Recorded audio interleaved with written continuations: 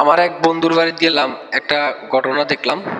তো শুনুন, আপনাদেরকে আজকে আমি বলি আমি আমার বন্ধু সাথে বাইরে বেয়ে জরকা।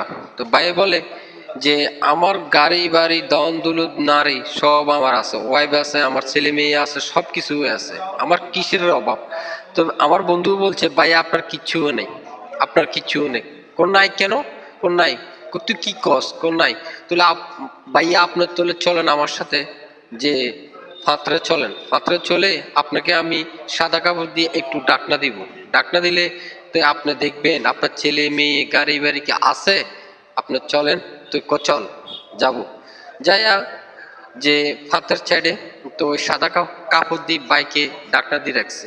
ডাকনা দিয়ে রাখিয়া বলে যে বাড়ির খবর দিছে যে সাপে কামড়াইছে ভাইয়াকে।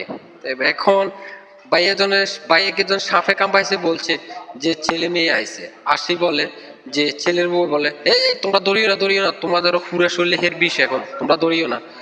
মেয়ে বলে দৈতান না, বাবি কর না, দৌড়িও না। এবার ছেলে তো হচ্ছে গেছে আর দৌড়িও না, দৌড়িও না, হের পুরা শরীরে বিষ। এবারে বলে ভাই, এবারে সুতি বলা হারে কাল্লাই করলাম কি দেয়। এখন এবার সাদের গরের ওয়াইফ, খুব আদর ওয়াইফ আইসে, আইয়া স্বামীর পাওয়ার কিনে দিকে গেছে।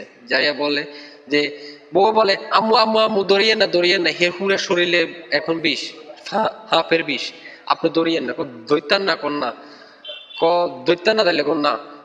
এখন চলিয়েছে, এখন চলিয়েছে আরে বলে উঠেই যে পরিবার সবাই চলিয়েছে। এখন বাইকে ভাই বলে, দেখছেন ভাইয়া, চোখ বন্ধ করলে গাড়ি বাড়ি দন দৌলত কিচ্ছু আপনার না, আপনার খালি থাকবে যে পাঁচ ওয়াক্ত নামাজ রোজা, মানুষকে জাগাত দেয়া, সব কিছু, যে এরই আপনার সঙ্গে যাইব।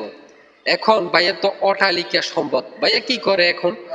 কিছু কিছু সম্পদ বেশি, যে দান করে, যে নামাজি যারা তাদেরকে, গরিব গুণের সবাইকে ভাইয়ের সম্পদ বেশি বেশি এবার দিয়ে এলাম।